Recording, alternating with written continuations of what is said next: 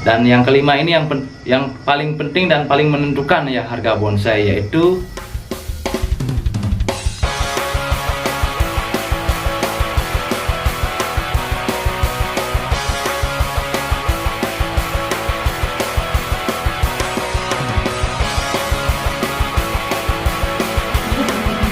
Nah, kasihan dilepas.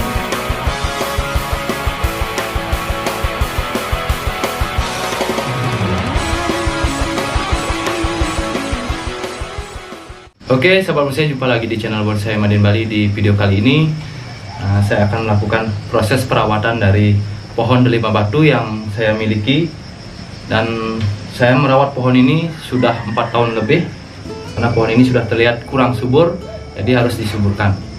Jadi bagaimana cara menyuburkan pohon dari jenis delima batu ini?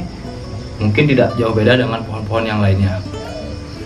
Nah, selain saya akan melakukan proses dari perawatan dari pohon ini, saya juga akan berbagi pada teman-teman yang mana teman-teman mungkin mencari atau bingung mencari bahan bonsai. Nanti akan saya ulas tentang bagaimana menentukan harga bonsai di pasaran.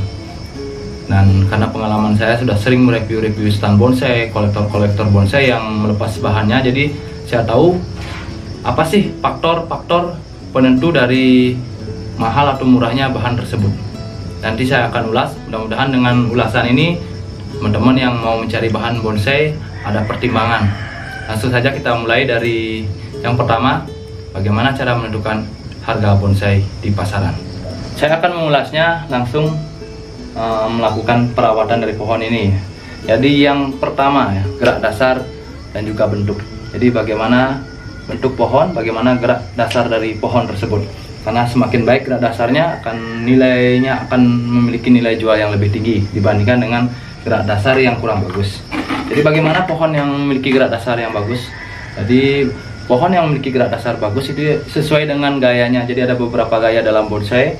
Mungkin yang saya ulas adalah gerak dasar pohon bergaya tegak ya, atau formal. Jadi yang pertama kita lihat dari akar, kemudian ke batang, kemudian ke percabangan, dan seterusnya. Jadi dilihat dari akar dulu. Untuk pohon-pohon yang bergaya tegak biasanya akan memiliki akar yang sudah keliling dan memiliki ukuran yang sama. Kemudian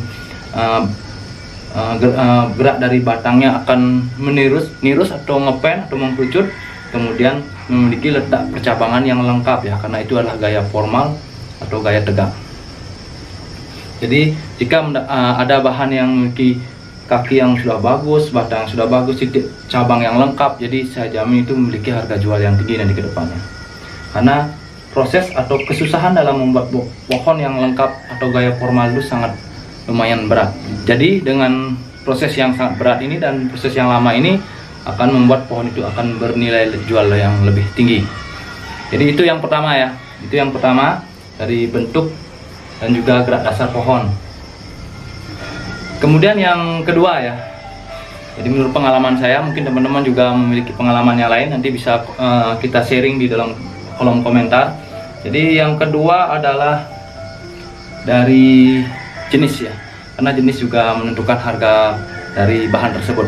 Karena sistem ekonomi ya, jadi semakin langka barang, harganya akan atau nilai jualnya akan tinggi, dan juga dipengaruhi oleh beberapa faktor. Kadang-kadang pohon yang lagi naik daun, biasanya pohon yang lagi naik daun itu adalah saat jenis pohon tersebut memenangkan suatu kontes bonsai, jadi itu biasanya harganya akan naik.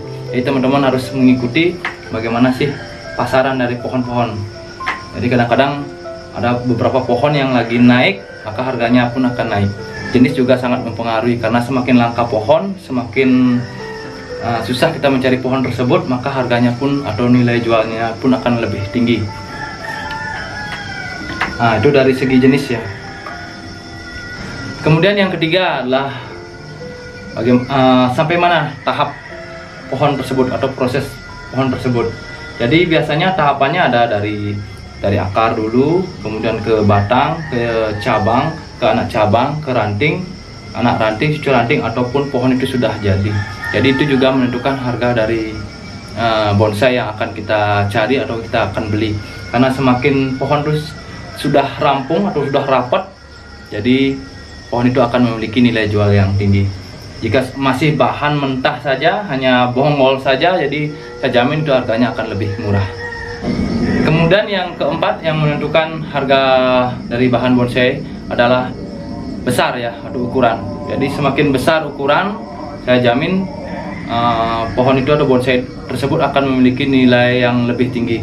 Karena kenapa? Karena kita bisa bayangkan untuk mendapatkan bahan yang berukuran besar, apalagi kita mulai dari bibit, jadi memerlukan waktu yang sangat lama, mungkin saja bisa bertahun-tahun jika dibandingkan dengan pohon yang berukuran kecil ya. Karena bonsai yang berukuran kecil akan prosesnya akan lebih cepat. Jadi ukuran juga sangat menentukan dalam harga bonsai. Dan kemudian yang kelima ya, dan kelima ini adalah hal yang paling penting ya di antara yang tadi.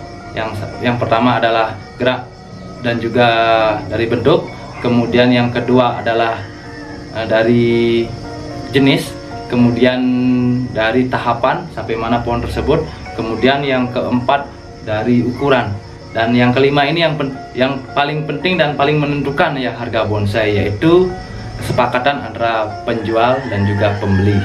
Jadi bonsai adalah sebuah karya seni, jadi tidak ada patokan harga. Jadi itu tergantung dari sang pembuat atau yang punya, kemudian yang pembeli. Jadi kalau pembelinya senang karena inilah karya seni, mungkin tidak ada tarif harganya, jadi bisa dibanderol atau dibeli dengan harga yang mahal.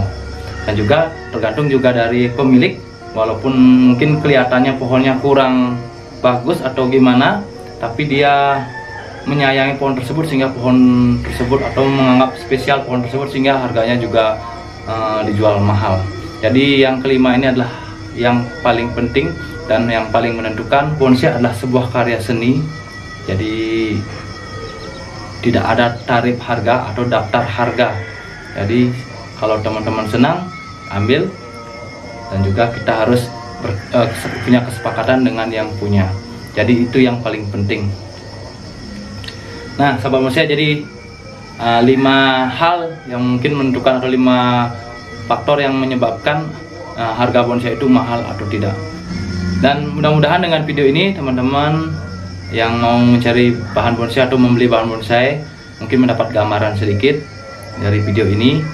Dan langsung saya akan mulai ke proses dari pohon ini ya, perawatan dari pohon delima batu ini, yaitu hanya melakukan pergantian media dan pemangkasan di bagian akar, karena saya lihat pohon ini sudah mulai menguning. Jadi saya kasihan, nanti takutnya nanti mati ranting, mungkin karena akar sudah penuh di media. Jadi saya akan melakukan pergantian. Jadi langsung saja kita mulai, karena pohonnya sudah saya lihat sudah rapat sekali, karena ini saya pelihara sudah 4,5 tahun. Jadi langsung saya akan melakukan proses atau perawatannya.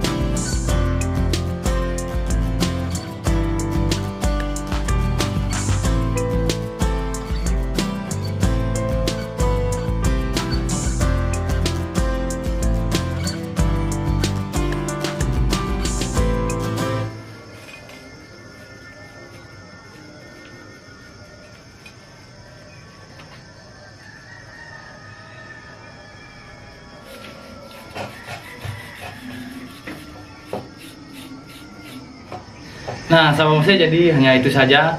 Mungkin hanya saya melakukan perawatan rutin, yaitu dengan pergantian media. Biasanya kita mengganti media itu 6 bulan sampai setahun ya, untuk pohon-pohon yang dari jenis delima batu yang saya miliki ini. Dan juga tadi sudah saya jelaskan faktor-faktor yang menentukan ya harga dari bonsai.